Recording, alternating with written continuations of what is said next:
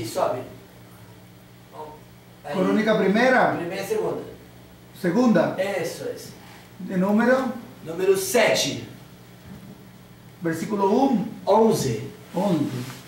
Aleluia. Até o 15, ok? Ok. Muito bem. 4 passos para a restauração espiritual, segundo a Crônica 7, 11, diz assim: quando Salomão acabou de construir o templo do Senhor e o palácio real, executando bem tudo o que pretendia realizar no templo, o Senhor e em seu próprio palácio, o Senhor lhe apareceu de noite e disse: ouvi a sua oração e escolhi este lugar para mim como um templo para sacrifícios. Se eu fechar o céu que não chova, ou mandar que os gafanhotos devorem o país, ou sobre o meu povo enviar uma praga, se o meu povo que se chama pelo meu nome se humilhar, orar e buscar a minha face, e se afastar dos seus maus caminhos, dos céus o ouvirei, perdoarei o seu pecado e curarei a sua terra. De hoje em diante, os meus olhos estarão abertos e os meus ouvidos atentos à oração feita neste lugar. Amém. Oremos. Senhor Jesus, fala conosco, ensina-nos a tua preciosa palavra, que nós possamos aprender mais e mais de ti a cada dia. Amém e amém. Sentem-se, irmãos. Eu quero falar esta noite sobre 4 passos para a restauração espiritual. Se você já deve ter assistido no YouTube a nossa mensagem Se o Meu Povo. É uma mensagem que eu preguei bem na época da pandemia. Então hoje eu não quero tratar diretamente sobre esse tema, mas eu quero falar sobre alguns passos para vivermos uma vida espiritual plena, vivermos satisfeito.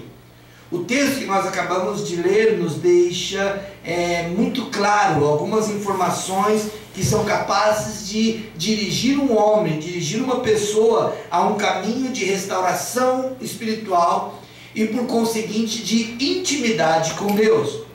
Mas antes de pontuar essas questões, antes de eu apresentar os passos, é de suma importância que nós tenhamos uma ideia do que é que estava acontecendo naquela época.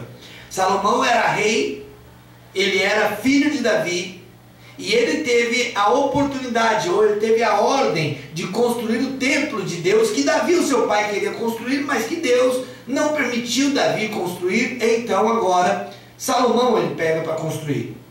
Levou 20 anos para ser concluída essa obra que nós acabamos de ler. Em 2 Crônicas capítulo 8, versículo 1, a gente encontra isso. E trouxe inúmeras bênçãos para a nação de Israel. E só nesse ponto seria importante nós compreendermos que o tempo de Deus não é o nosso tempo. Imagina, 20 anos para construir o templo, e enquanto estava construindo, havia bênçãos sendo derramadas sobre Israel. Isso é importante, eu e você, nós sabermos que nós somos templos de Deus. Amém. E ainda estamos em construção. E pelo fato de estarmos em construção, nós temos que ser uma bênção. Fala para o irmão aí, seja você uma bênção. Amém? Mande, seja uma bênção. Amém? Aleluia. Então, por quê? Porque a obra não está finalizada.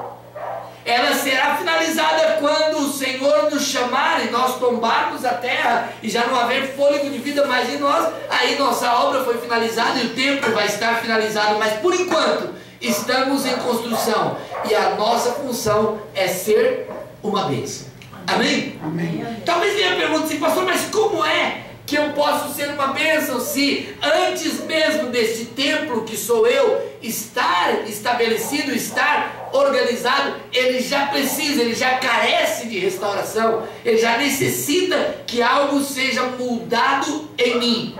Bom, primeira coisa que nós podemos saber é que Deus exige sempre o nosso melhor. O nosso melhor louvor, a nossa melhor palma, a nossa melhor oração, a nossa melhor disposição. E por isso, por Ele exigir o melhor de nós, nos cabe sempre entender que algo em nós precisa ser mudado constantemente. Tem uma canção que nós cantamos aqui que diz: sonda-me, Senhor, e vê se há em mim algum caminho mau. e guia-me por caminhos retos. E essa canção, o próprio sábio rei Davi cantou ela, porque sabia que tinha coisas que precisava ser mudado no cotidiano. Amém? Amém.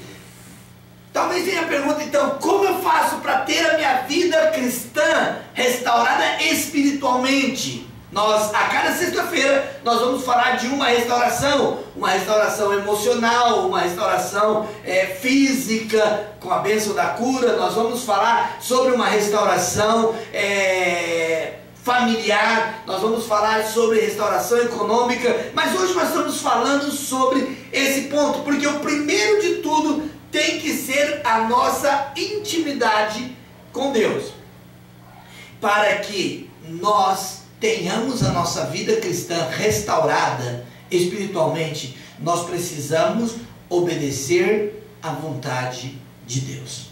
Amém?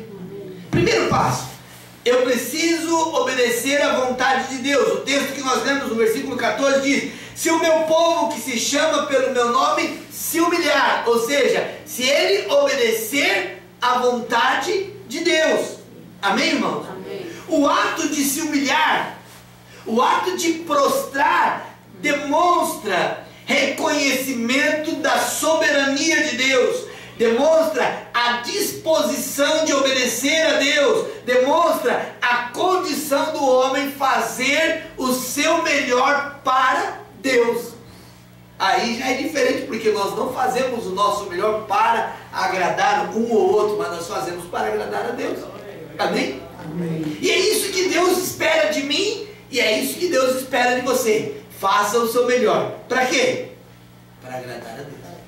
Amém? Amém. Vamos de novo? Faça o seu melhor para quê? Para agradar a Deus. Faça o seu melhor para quê? Para agradar a Deus. Amém? Quando eu e você nos dispusermos a agradar a Deus, nós demos o primeiro passo para a restauração espiritual da nossa vida: obediência à palavra de Deus. O homem precisa compreender, o ser humano precisa compreender que todos nós precisamos saber claramente que não se pode alcançar restauração espiritual, não se pode alcançar intimidade com Deus, se nós não obedecermos a Deus.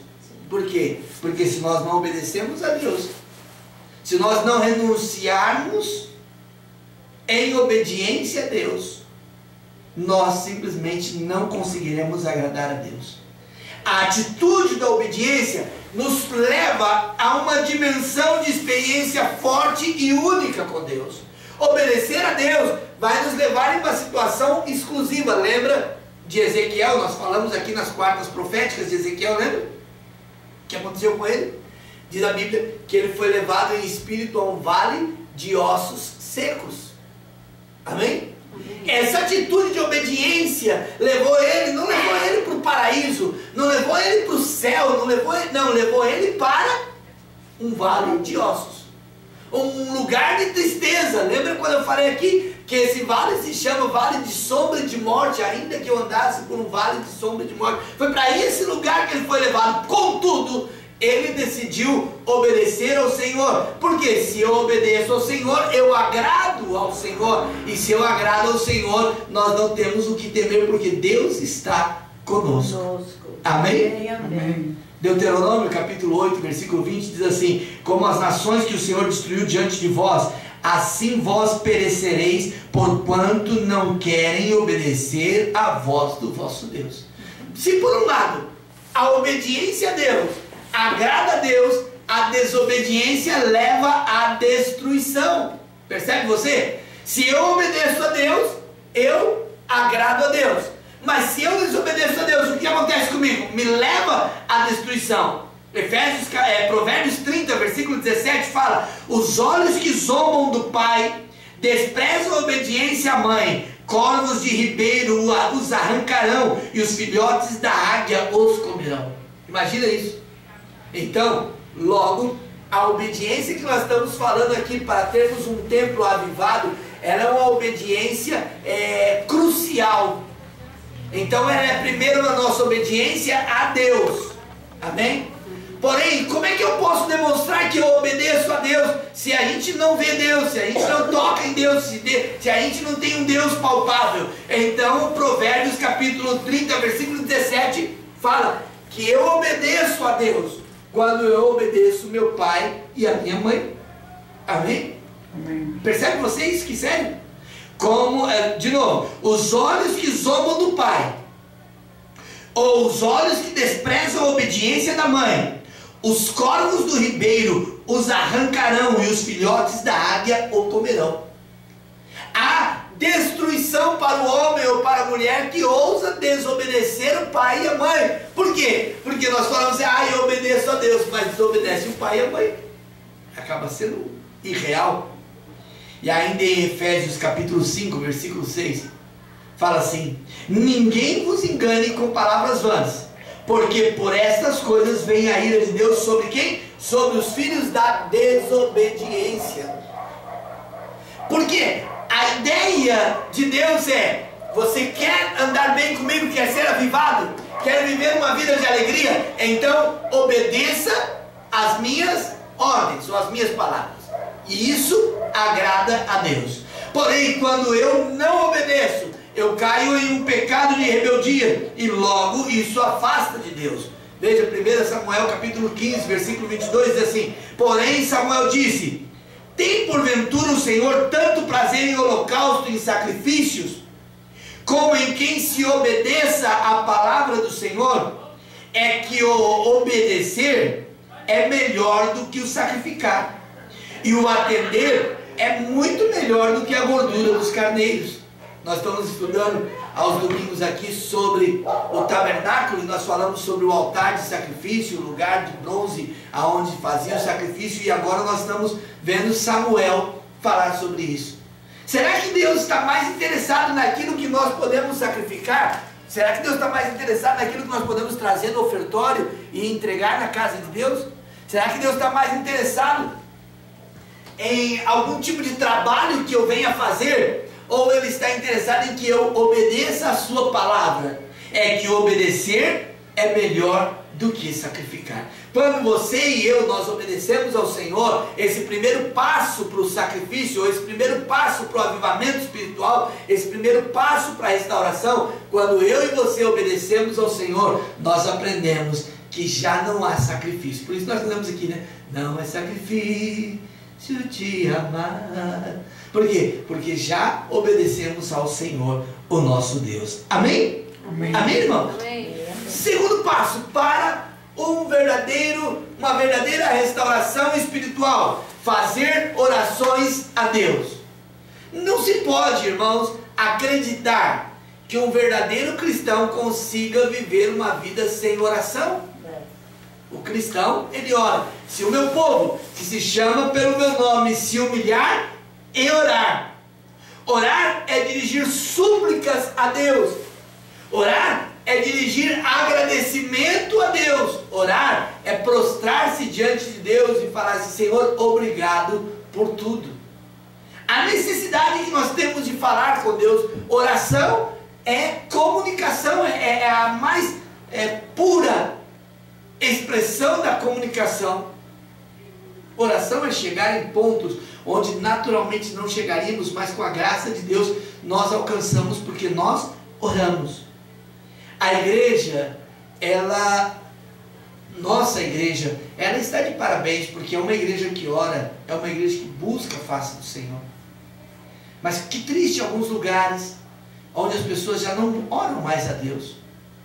E que triste também muitas vezes nós mesmos, que nós confiamos nas nossas forças, nos nossos ideais e não mergulhamos nesse poder da oração. Experimente entrar na presença do Senhor.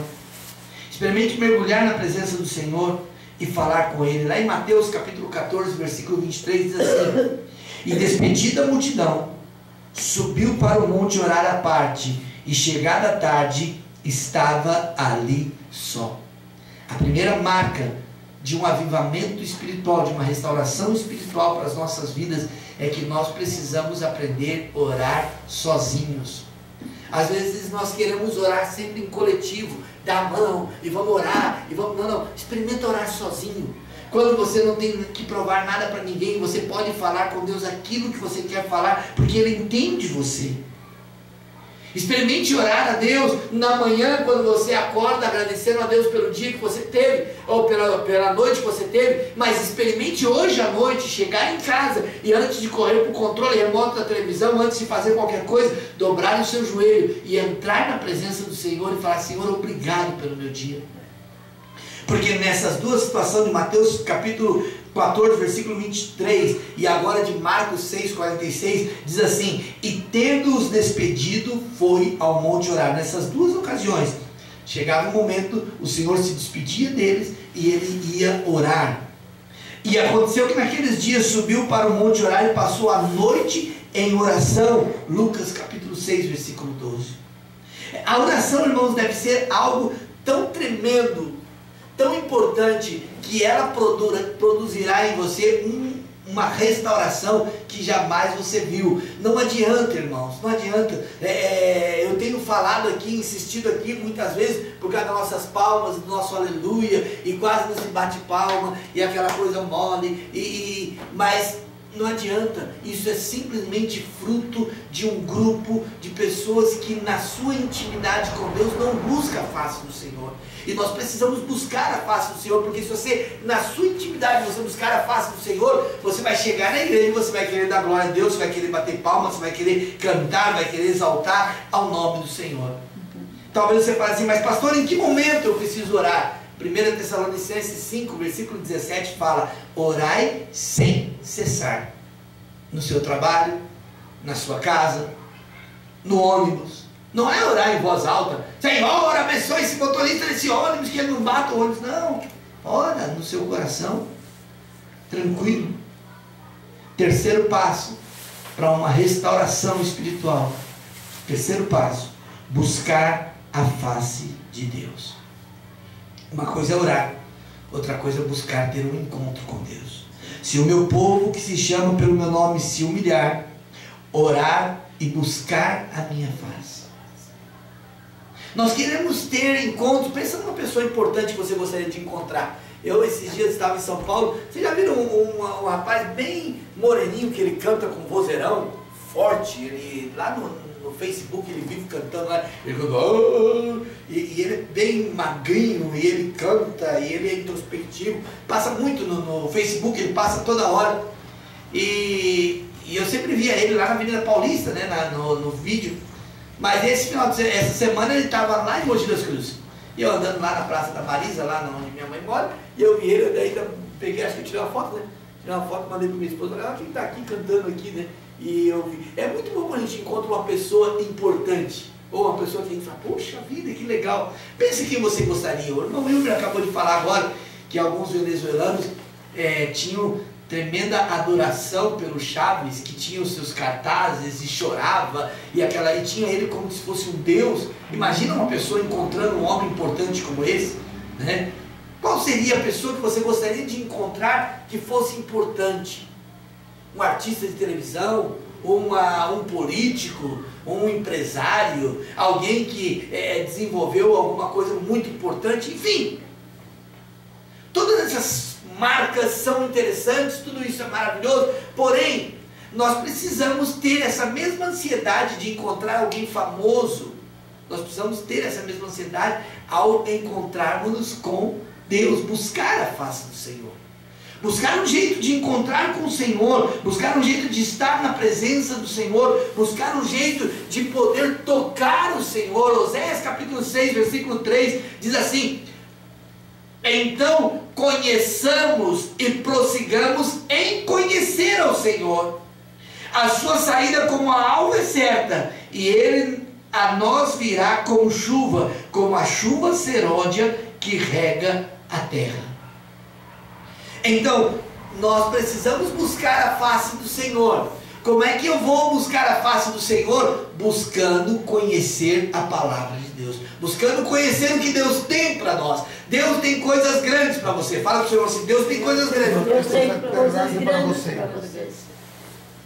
Continua agora assim: mas você precisa. Mas você precisa buscar a a face do Senhor. face do Senhor. Aleluia. Amém?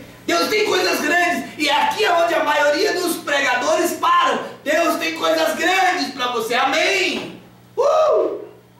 Só que precisa lembrar que você precisa buscar a face do Senhor. Sim, assim é. Deus tem coisas grandes, mas você tem que ter um encontro com Deus. Sim.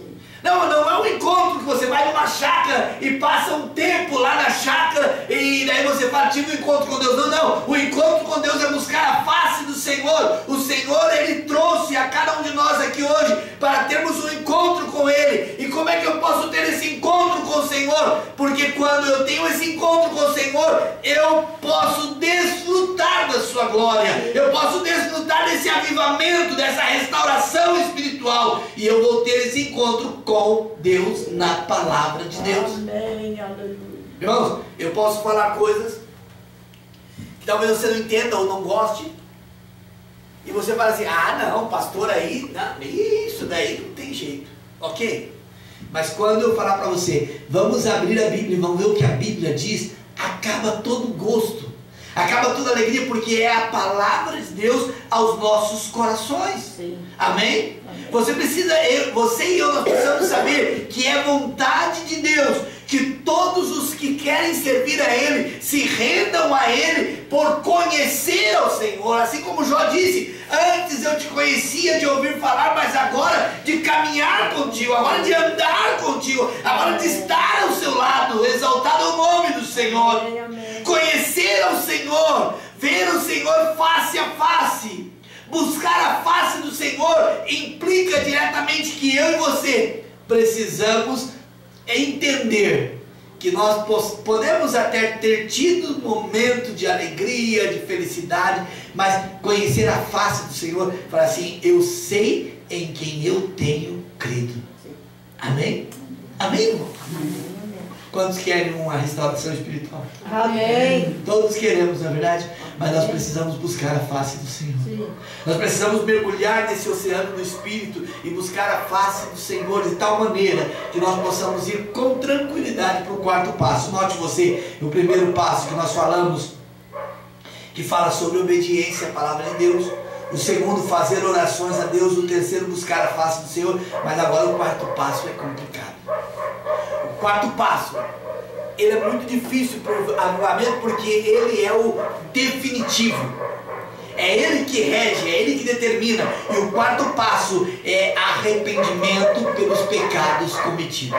Por isso que primeiro você tem que ir lá e se humilhar, ou seja, olhar para o Senhor. Depois você tem que orar para o Senhor. Depois você tem que buscar a face do Senhor. Mas agora precisa de um arrependimento. Se o meu povo, que se chama pelo meu nome, se humilhar e orar e buscar a minha face, e se converter dos seus maus caminhos.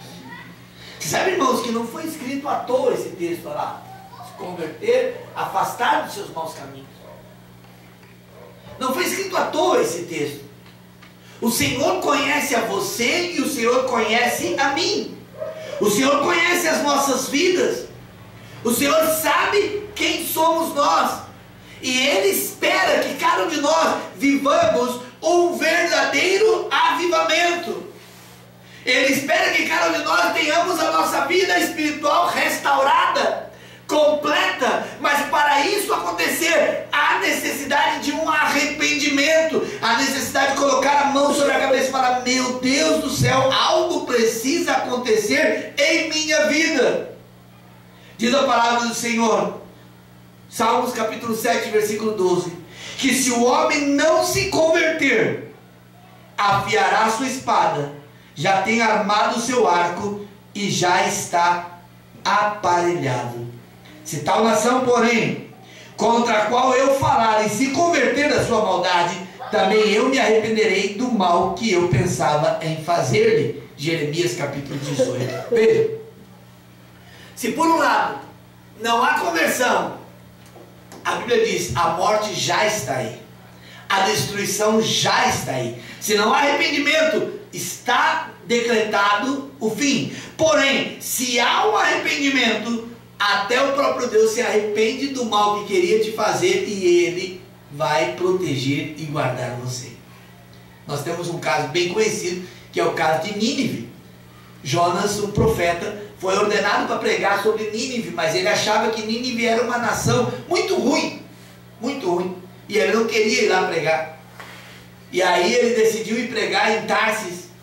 Aí vem o grande peixe, engole ele, leva para Nínive, e ele vai e ele prega a palavra, mas ele achava que o povo era ruim, que o povo não ia entender a mensagem. E o que acontece ali? O povo se converte, até o próprio rei se converte. E o Senhor Deus se arrepende do mal que ia fazer sobre Nínive e perdoa eles. Assim é conosco. O Senhor está pronto para nos perdoar. Amém. O Senhor está pronto para nos abençoar. Mas a pergunta é, será que nós estamos prontos para nos arrepender? Sim.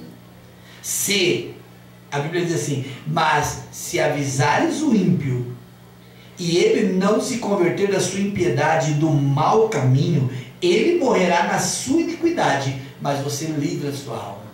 Então o arrependimento não é somente uma atitude, mas também é uma indicação para outros que estão no mesmo erro sobre essa situação. Mas se o ímpio se converter de todos os seus pecados que cometeu e guardar todos os meus estatutos e proceder com retidão e justiça, certamente viverá e não morrerá. Ezequiel 18, 21. Tiago 5, 19 e 20 diz assim: irmãos, se algum dentre vós se tem desviado da verdade e alguém o converter, saiba que aquele que fizer converter do erro do seu caminho um pecador, salvará da morte uma alma e cobrirá uma multidão de pecados. Vale a pena nós nos arrependermos, para que multidões de pecados sejam cobertas da nossa alma e nós possamos descansar no Senhor. Amém? Uma vida de obediência, uma vida de oração, uma vida de intimidade com Deus, ou seja, de conhecer, de ver o Senhor face a face, e uma vida de arrependimento. Então não é uma ação de arrependimento, não é só vir aqui hoje, eu me arrependo e acabou, não. Uma vida de arrependimento, constantemente nós nos arrependemos. Uma vida dessa forma nos garantirão o direito de termos a nossa vida espiritual restaurada, nos garantirão a condição de termos a nossa situação completa, porque daí vem a promessa do Senhor: então dos céus eu ouvirei. Não, lá mesmo, irmão, 14. Dos céus eu ouvirei, perdoarei o seu pecado e curarei a sua terra. 3 bênçãos para a nossa restauração espiritual. Deus vai ouvir você. Amém. Não sou eu que irmão, fala assim: Deus vai ouvir você. Deus vai ouvir você. Amém? Quando Deus vai me ouvir? Quando? Quando eu obedecer, quando eu orar, quando eu ver face a face o Senhor, quando eu buscar a sua face, quando eu me arrepender, quando eu der esses 4 passos rumo à restauração espiritual, Deus vai me ouvir, Deus vai te ouvir. Amém. O meu convite essa noite para você então é: obedeça a palavra de Deus. Amém. Ninguém pode saber mais do que o que a Bíblia ensina, irmãos. Ninguém. Nós podemos falar o que for, nós podemos martelar o que for, mas a Bíblia sempre vai ter razão. Então, obedeçam a palavra de Deus. Sim. Ore a Deus. Ore, clame ao Senhor em tempo e fora de tempo. Além de mais, busque a face do Senhor. Fala: eu quero ver a Deus. Eu gostaria de conhecer um artista famoso, eu gostaria de conhecer quem ganhou o último Big Brother, eu gostaria de conhecer tantas coisas, ok, mas busque também conhecer a face de Deus. Sim. Amém?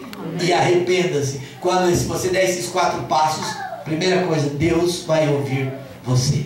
Amém. Amém. Já pensou, irmãos? Já pensou sobre isso?